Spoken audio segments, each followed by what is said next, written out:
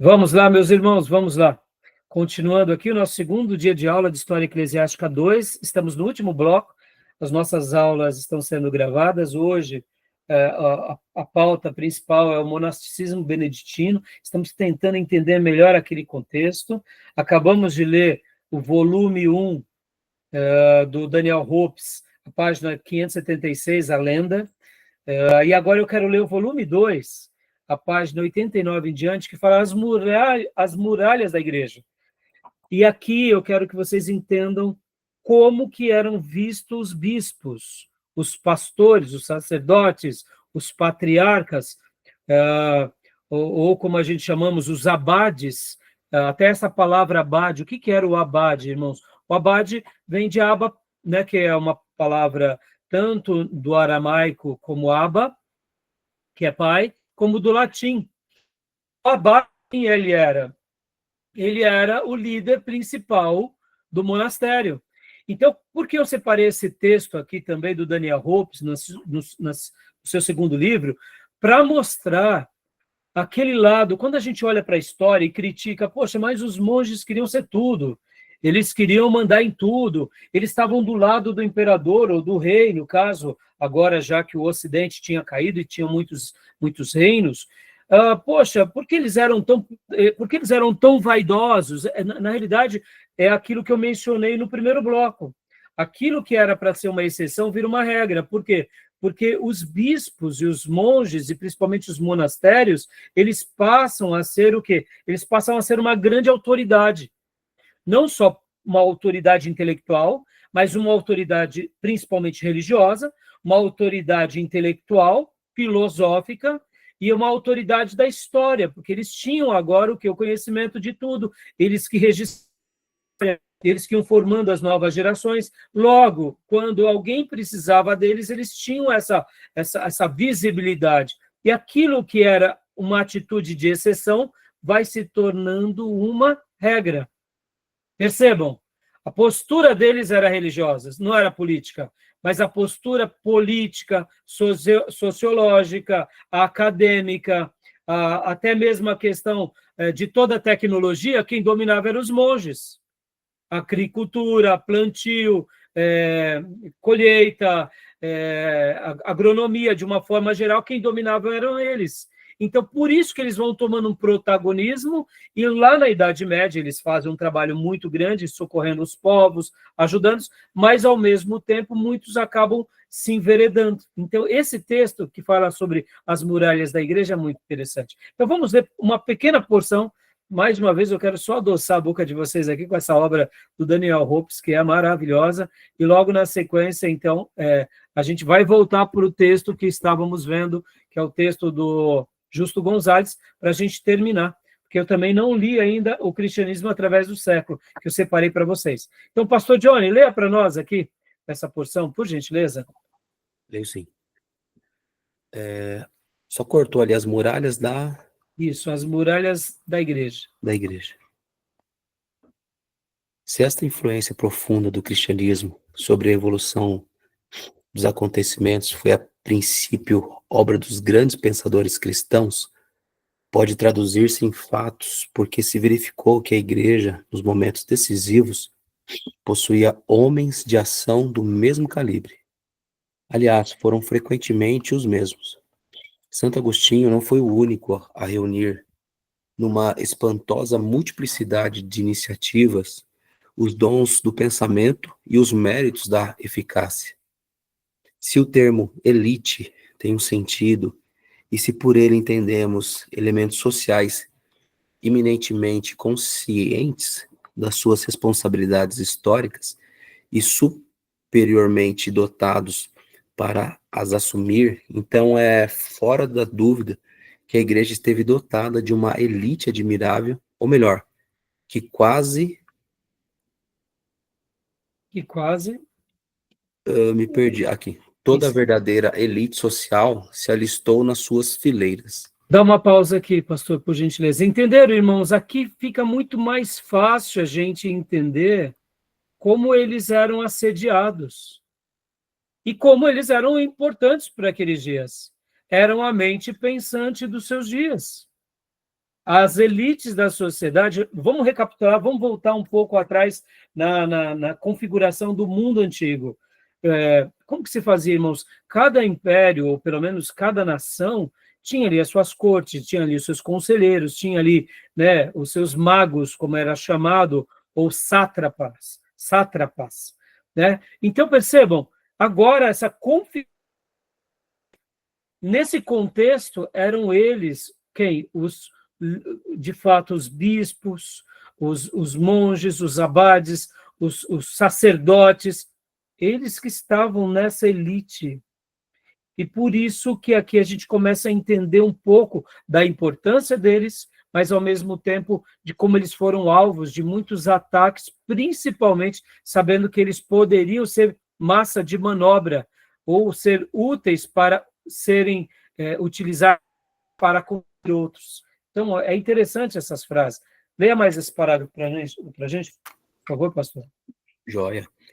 Desde as suas origens, a igreja sempre contou com chefes de primeira ordem, os bispos, assumindo em plenitude o ônus de uma função esmagadora, ao mesmo tempo sacerdotes, liturgistas, oradores, administradores, pais dos fiéis, arrimo de todos. Os bispos dos 4 primeiros séculos foram os pilares sobre os quais se elevou, pouco a pouco, o grande edifício da cruz. Eclésia in episcopo. Toda a igreja está no bispo. Essas palavras de São Cipriano, bispo mártir, não tinham deixado de ser verdadeiras. E no fim do século IV, no momento em Deu que... uma falhada. Volta de novo, pastor, por Pois não. favor.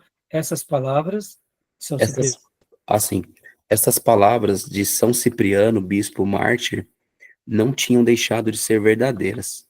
E no fim do século IV, no momento em que se produziam os primeiros desabamentos, o bispo passou a assumir uma importância ainda maior, ante a omissão crescente das autoridades civis e ante o perigo que recrudescia. O pastor do rebanho ergueu-se em toda a sua estatura.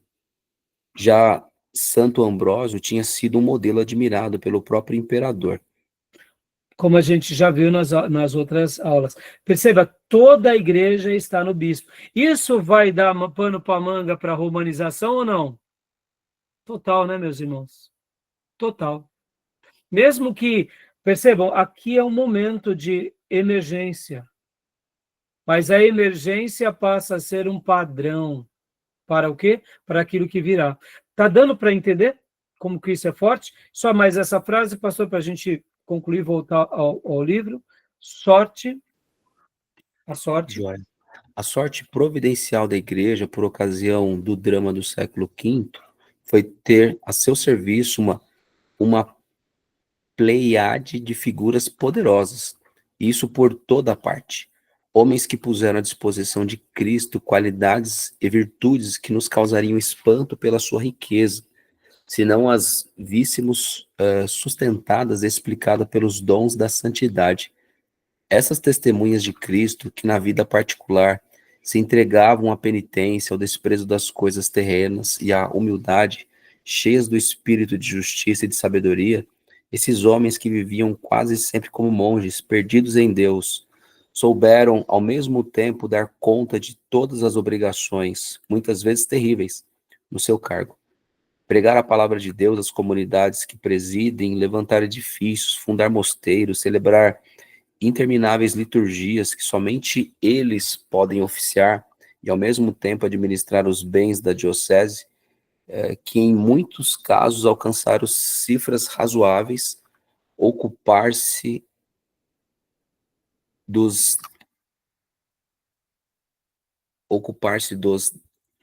desgraçados, dos pobres, dos enfermos, dedicar-se ao resgate dos cativos, chegando a vender os vasos sagrados em caso de urgência, como fizeram Santo Agostinho, Santo Hilário de Arles e muitos outros, empenhar-se em converter os pagãos, em civilizar, pela amabilidade do acolhimento, os bárbaros que ocupam as suas terras. Isto seria tudo? Não, porque ao assumirem,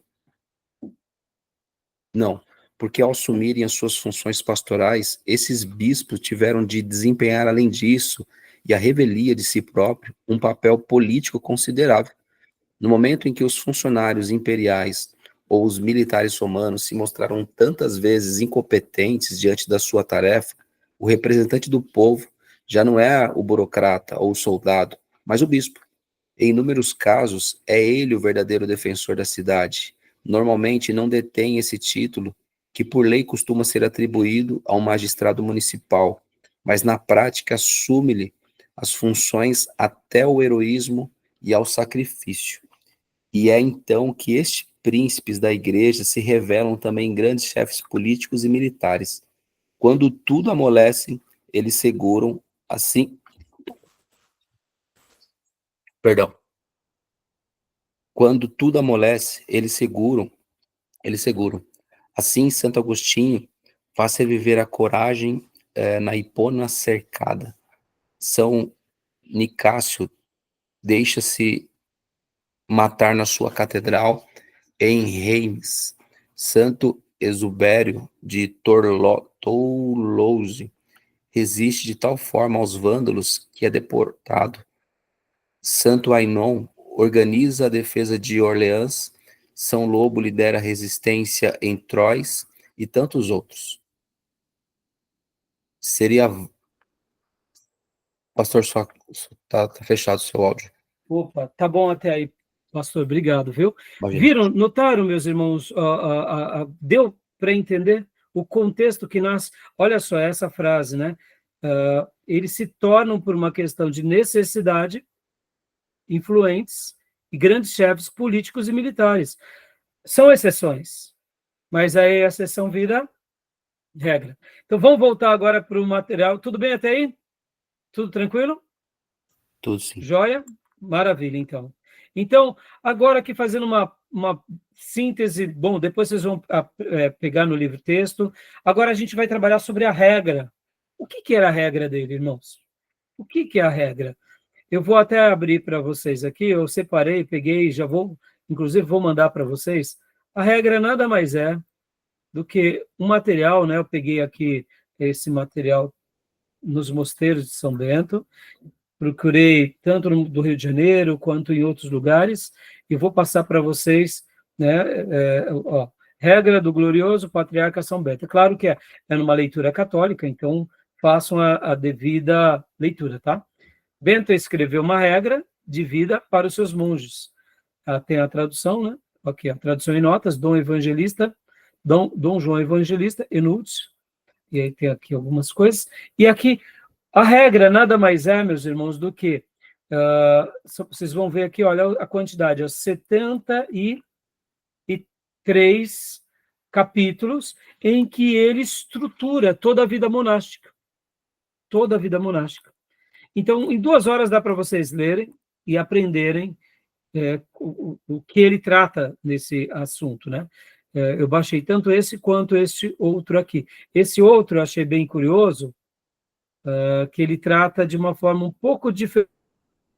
É o mesmo artigo, só que vem com algumas divisões. O prólogo começa o texto da regra, os instrumentos das boas obras, obediência e silêncio, humildade, oração, pobreza, recepção, solicitude para com os irmãos, ordenação do abade. Como eu disse, o abade é o líder, né, do monastério, disposições diversas e conclusão. É interessante que, quando a gente pega alguns materiais antigos, de algumas obras históricas, quando algum monastério está escrevendo para Roma, lá para o século VII, século VIII, eles escrevem assim, do monastério tal para o abade de Roma, que naqueles dias já era padre, entendeu, irmãos? Já era o papa. Mas para eles viviam a vida monástica tão dentro da perspectiva deles, que eles não achavam que o papa era, de fato, a autoridade maior, era a autoridade lá em Roma, né? Então, eles chamavam de abade.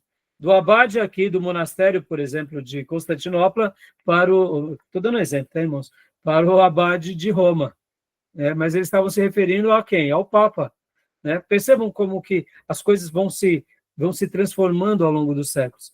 E aqui, dentro desse material, eu vou passar para vocês, inclusive agora, vem ao índice, o capítulo 1, e aí vai trazendo as suas subdivisões, obediência e silêncio, é o capítulo 5 e 6, sobre a humildade, é o capítulo 7, oração, pobreza e recepção, aí vai do 9 até vai.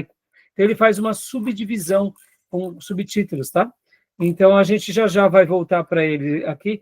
Eu vou ler apenas dois capítulos com vocês, mas vamos voltar aqui para a história da Igreja Ilustrada, a regra de São Bento. Júnior, leia para nós esse primeiro parágrafo, por gentileza. Ok. Regra de São Benedito.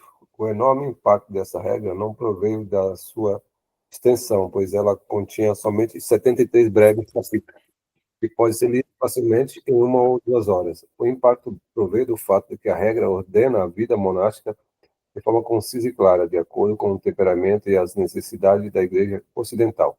Comparada com os excessos de alguns monges do Egito, a regra é um modelo de moderação em tudo o que se refere à prática ascética. No prólogo, Benedito diz a seus leitores que, aspas, se trata de construir uma escola para o serviço do Senhor. Nela não queremos instituir nenhuma coisa áspera nem severa. Dá uma pausa aí, Júnior, por gentileza. Você percebe que nos dias dele eles tinham já os monastérios orientais.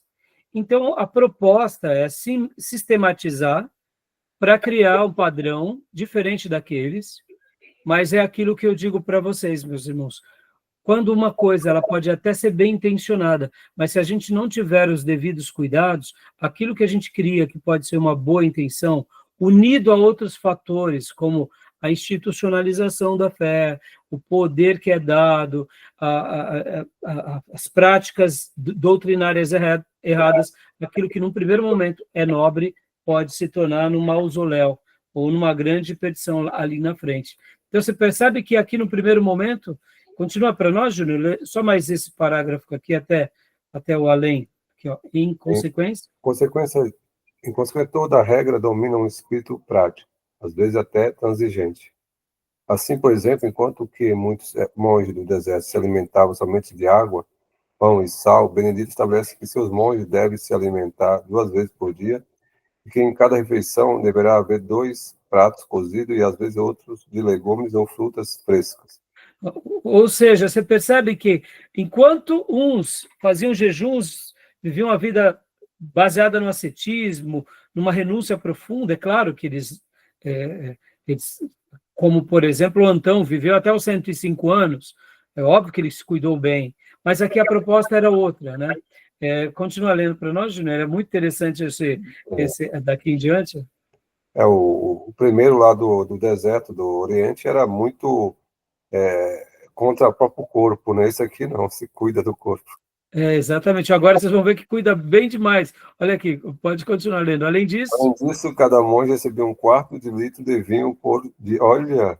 250 ml, meus irmãos, 1/4. Né? Ou seja, né? Caramba. Que Estava bem liberal já, né? Tudo isso, claro, somente quando não havia escassez, pois nesse caso os monges deveriam se contentar com o que havia, sem queixas ou murmurações. De igual modo, enquanto que os monges do deserto dormiam o menos possível e da maneira mais desconfortável possível, Benedito prescreve que cada monge deverá ter, além do seu leito, uma coberta e um travesseiro. Ao distribuir as horas do dia, ele separa de 6 a 8 para o sono. Olha só, meus irmãos, coisa admirável para aqueles dias, não? Fazendo um contraponto a tudo aquilo que os outros viviam, é admirável. E agora leia para nós até aqui, Júnior, até essa obediência. Porém, em meio à sua moderação, há 2 elementos em que Benedito se mostra firme. Esses 2 são permanência e obediência. Ou seja, não, vou dar um resumo agora, porque senão vai dar tempo, né?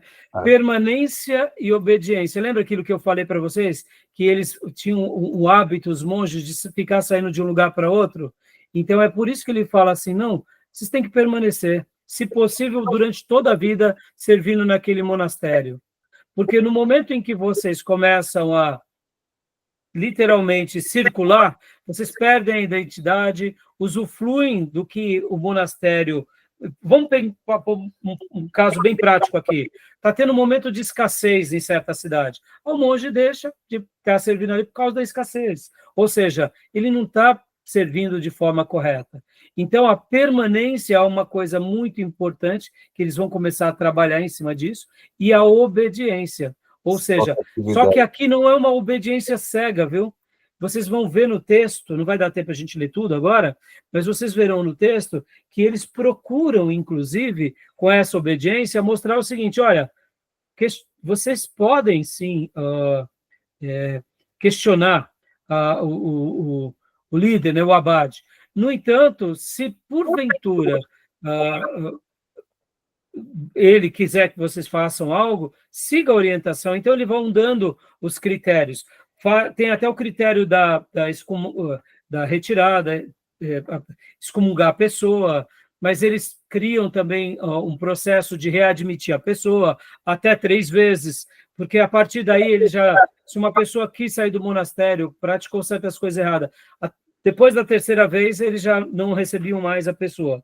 Então, criam várias regras, eu achei muito interessante. Organizou, né? Organizou muito bem, né? Muito bem. Quer ver aqui, eu vou ler aqui mais algumas partes com vocês. Ó, leia para nós, Júnior, aqui essa parte. Ó. Para São Benedito. Para São Benedito, a pobreza individual era uma maneira de estabelecer uma nova ordem coletiva. Até aí tá bom. O que ele estava querendo dizer aqui, irmãos, era o voto de pobreza propriamente dito? Não. Ele estava dizendo o seguinte, olha, se você veio para o monastério e você era rico, tudo que os seus familiares derem não é para você, é para todos nós. Porque assim nivelava a vida de todos eles. Então, você percebe que na vida deles, eles tinham uma prática muito de modéstia, que a gente vai ver muito nos reformadores. Então, a gente vê, e hoje é o que falta nos neopentecostais, né, irmãos? Então, você percebe que aqui ele vai trazendo um lado bem interessante. Leia agora aqui para nós, Júnior, essa parte. Ocupar-nos até aqui.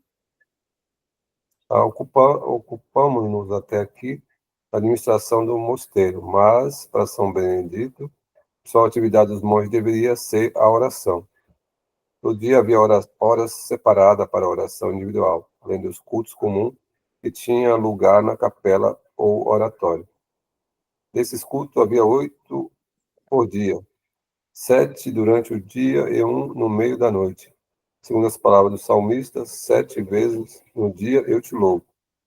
E levanto-me à meia-noite para te dar graças. Olha só como que era a vida deles com relação às práticas. Então, percebam, irmãos, agora que o autor vai falar uma coisa muito interessante. Eles, ao fazerem isso, eles acabavam contribuindo muito para aquilo que era a cópia dos textos bíblicos. Em outras palavras, os beneditinos, eles liam muito a Bíblia e decoravam muito a Bíblia. E muito do que é tradição da literatura bíblica foi preservada por eles. Então, percebam, quando a gente pensa, né, que, num primeiro momento, eles já foram para a filosofia, já começaram a colocar as heresias, não, irmãos, nesse primeiro momento, não. Eles estavam servindo as comunidades, com tudo que eles sabiam, e, ao mesmo tempo, tendo uma vida muito piedosa para poder, assim, servir a comunidade. E o que eles faziam? Eles eram muito devotados, ou seja, eram muito piedosos. Tanto é que depois, lá para frente, no tomismo, os monges que vão se tornar, e os monastérios, lá mais por meio da Idade Média, vão criticá-los como monges simplórios, porque eles viviam uma vida voltados apenas à Bíblia. Percebam, olha que interessante. Então, é curioso a gente ver esse outro lado que a gente não conhecia, né? Aqui é um desenho que mostra essa prática. Deixa eu mostrar. Essas orações eram obrigatórias? Então, aí que entra a questão da legalidade, Júnior. Aí que está. A questão da Aí vira uma religião também. Por isso que nasce como uma indicação, uma regra, e essa regra ela vai virando um dogma. Você entende, Júnior? Exatamente. Aí onde entra o perigo. Vira uma coisa mecânica, fazer porque é obrigatório. Exatamente. Sai da questão Da espontaneidade. espontaneidade. E pode ver que ele se fundamenta até nos Salmos. Né? O salmista fazia isso, né? Aqui, ó, nos mosteiros é que os escritos da antiguidade cristã eram copiados e conservados, inclusive a Bíblia. E aqui eles se tornam grandes centros universitários também do conhecimento. Por isso que eles acabam fazendo parte da elite dos seus dias. Então, vou ler só mais uma parte aqui. Aqui, pode falar, Júlio. não, a questão da questão catedrática, né?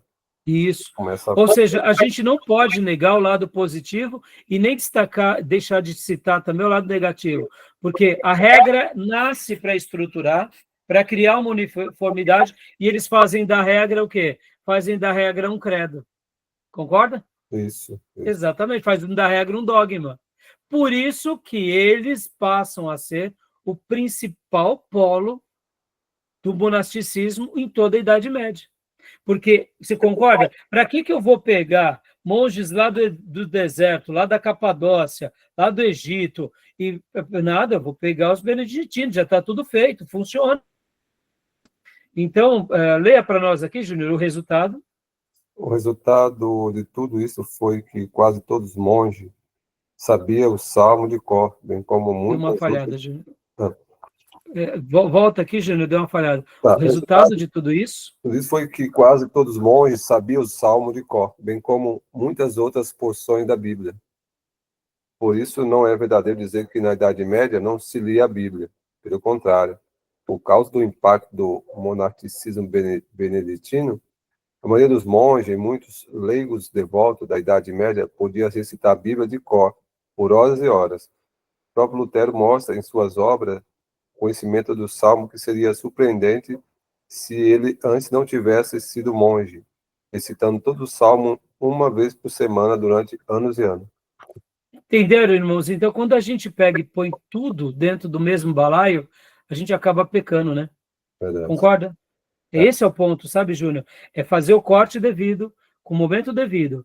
Sim. Ah, mas pastor, parou aí? Claro que não, meus irmãos. E o paganismo que entrou na igreja, e os ídolos, e a frouxidão teológica, e as regras, aí eles se degringolaram.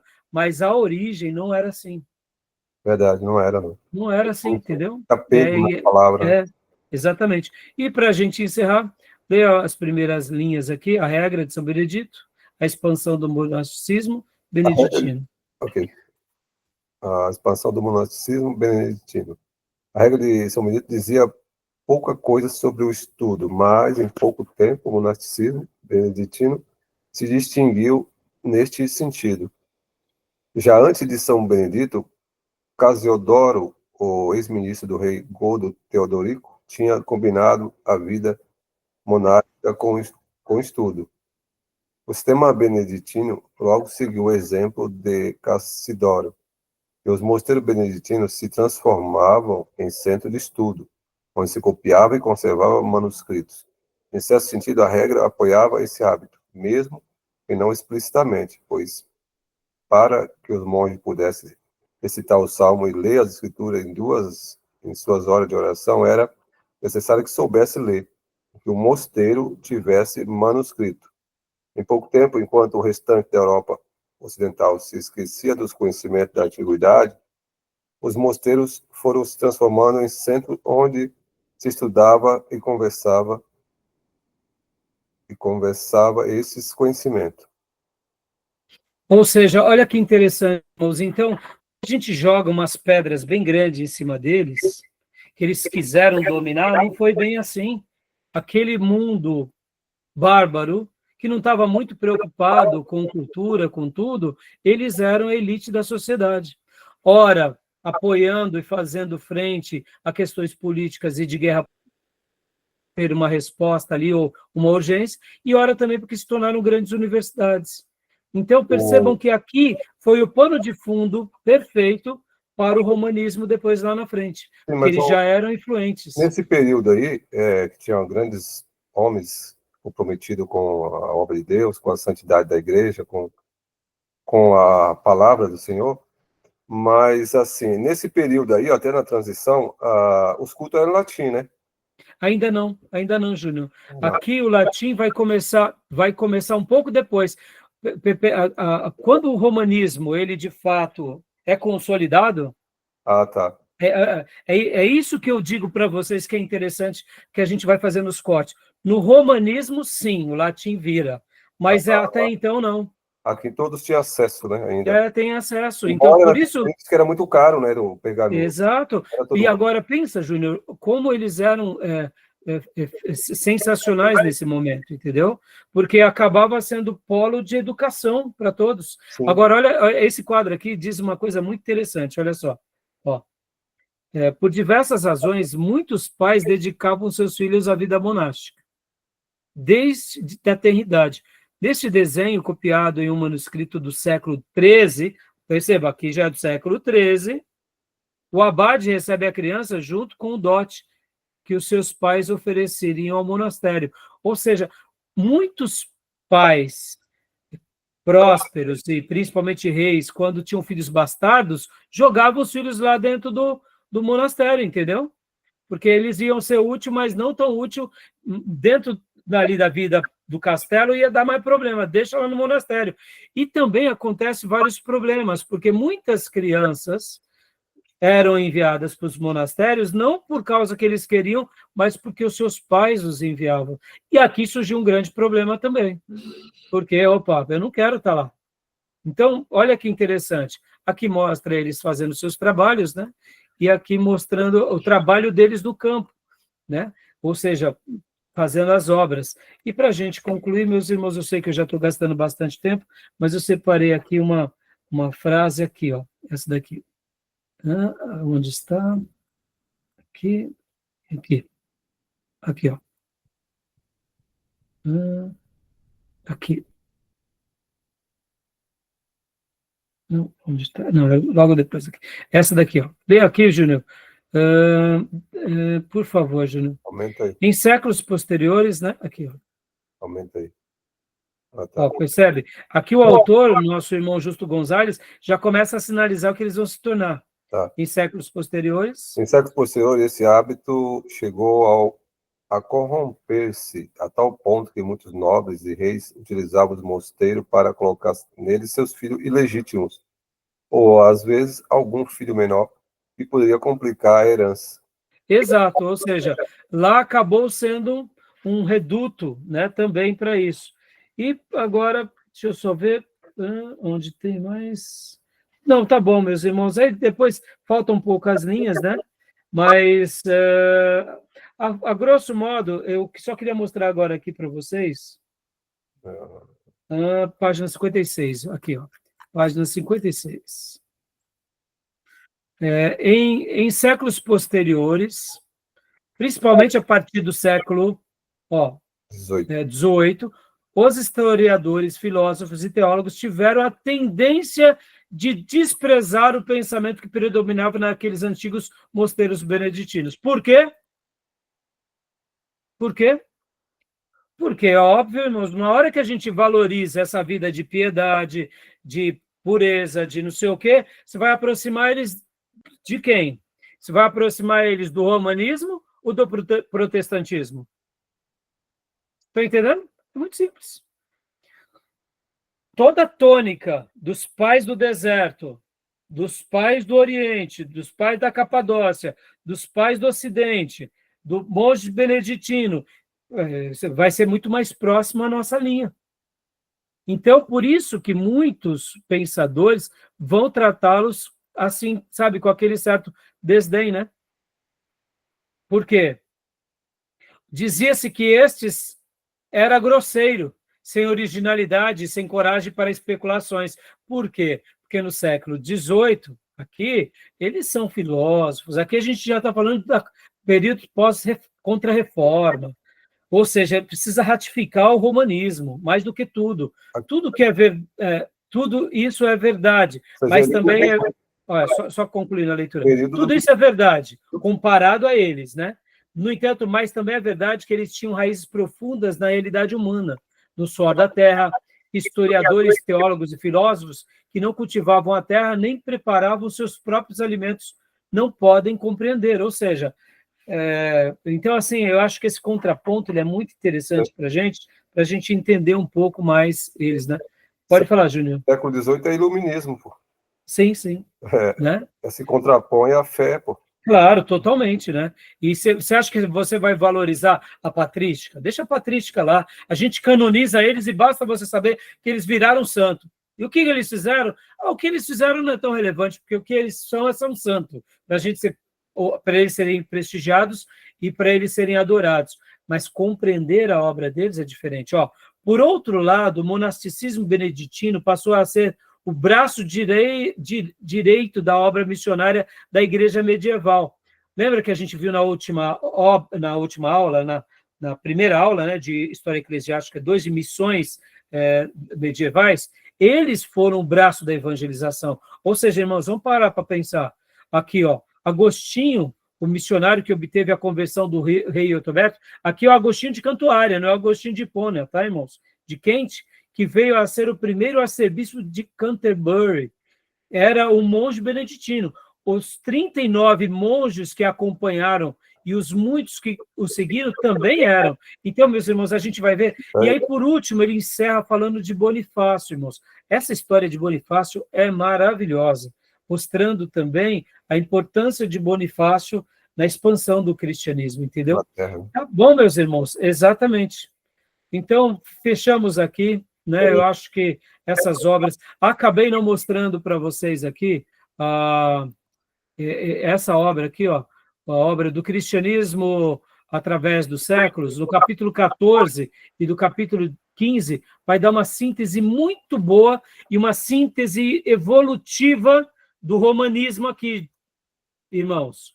Ele vai mostrar bastante a evolução do monasticismo. Então, depois, peguem, vai ser um resumo bem completo para vocês entenderem um pouco aquilo que vai girando algumas práticas sobre essa questão. Então, vocês vão poder entender bem toda a evolução, principalmente quando eles vão se inclinando um pouco para ideias de Maria, ideias de... pode ver que ele faz uma síntese, ele sai ali do ano 400 e ele já vem aqui pôr no 1000.